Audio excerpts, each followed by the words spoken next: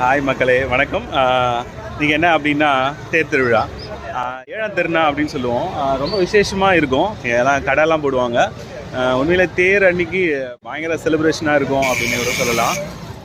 Miss பண்ணாதீங்க மக்களே, கண்டிப்பாக வாங்க. ஏழாம் திருநா கடைங்கள்லாம் நிறைய இருக்கும். ஸ்ட்ரீட் ஃபுல்லாக கடை இருக்கும். நம்ம திருவத்தூரில் நம்ம அந்த இது நம்ம கோயிலேருந்து டுவர்ட்ஸ் ரோட் சைடு போகிற வழி. இது ஃபுல்லாகவே வந்து இப்போ பாருங்கள் கடை இருக்கும். இன்றைக்கி எவ்வளோ ஃப்ரீயாக இருக்குது.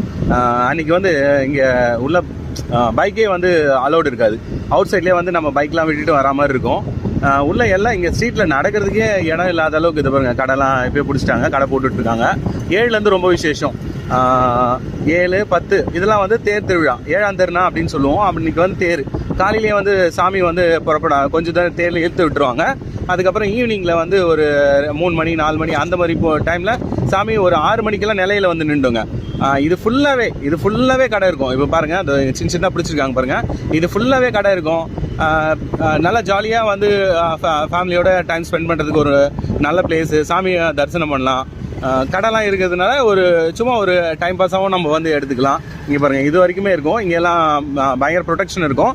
உள்ளே வண்டி எடுத்துன்னு வர முடியாது, வெளியில் விட்டுருங்க மக்களே.